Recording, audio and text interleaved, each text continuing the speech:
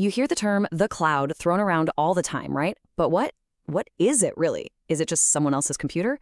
Well, kinda, but it's also so much more than that. So today, we're gonna pull back the curtain, demystify this whole cloud computing thing, and really break down how it all works and, most importantly, why you should care. So here's our game plan. First, we'll nail down what the cloud actually is. Then, we'll dive into these as-a-service models you always hear about.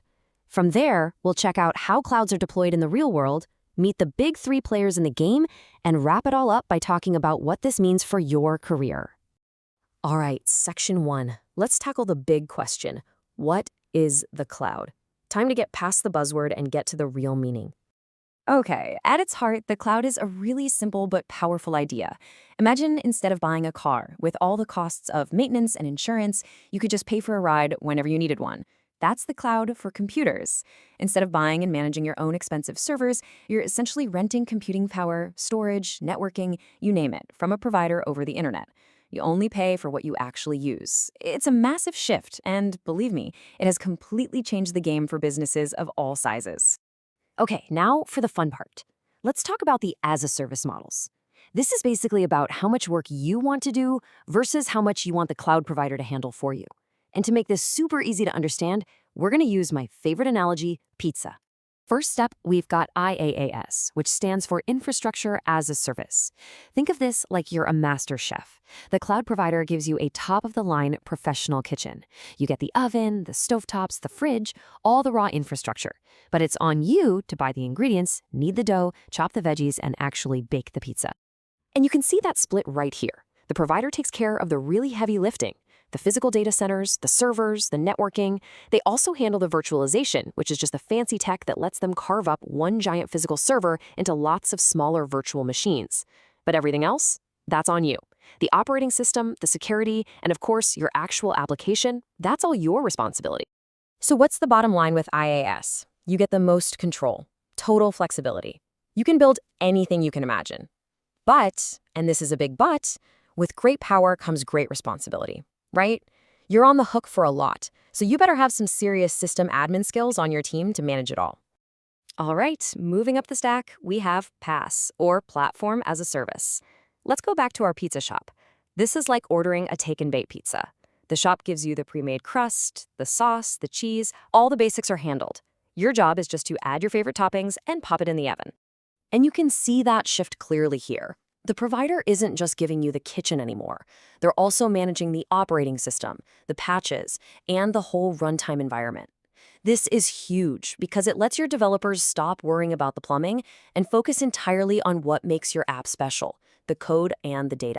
The huge win here is speed. Your developers can build and deploy applications way, way faster. They're not bogged down with server management. Now, the trade-off? You give up some flexibility. You're building on their platform, so you're kind of locked into their way of doing things. And last but not least, we have SaaS, Software as a Service. This is the simplest of all. In our pizza world, this is just ordering a pizza for delivery. It arrives at your door, hot and ready to eat. You don't cook, you don't prep, you don't even clean up. You just eat the pizza. And as you can see, with SaaS, the provider handles literally everything. The servers, the operating system, the application code, all of it. Your only job is to use the software and decide who on your team gets to use it. You're already using this all day, every day. Think Gmail, Salesforce, Slack. That's all SaaS. So SaaS is the ultimate in convenience. It just works right out of the box. Zero management headaches. The downside, of course, is that you have almost no control. What you see is what you get, with very little room for customization.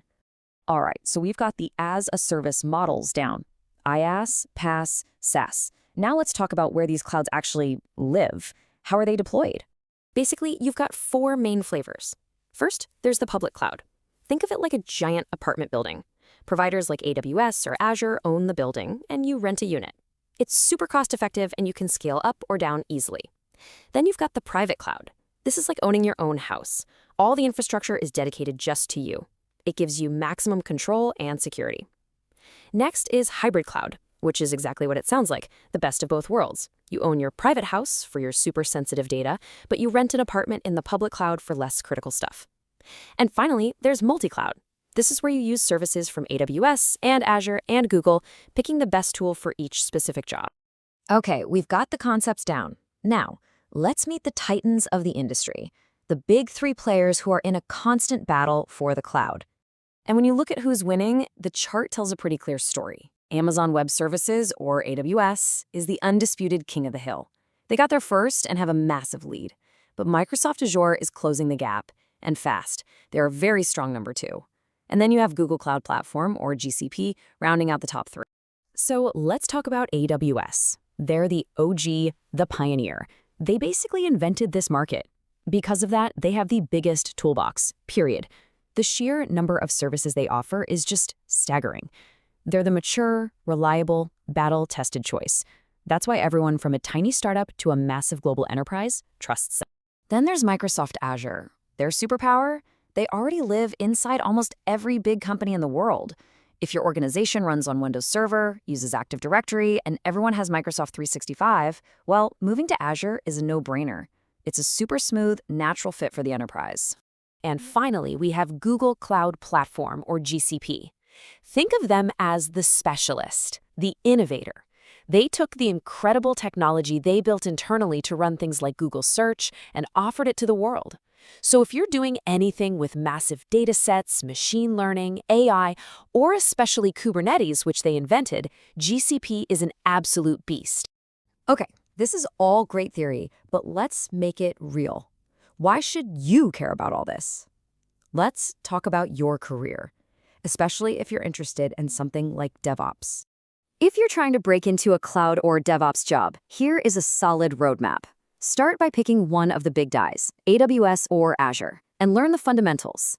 Then, build on that foundation with the essentials, Linux, networking basics, then get into containers with Docker and orchestration with Kubernetes. Finally, top it off with infrastructure as code using a tool like Terraform. Follow that path and you'll be in high demand.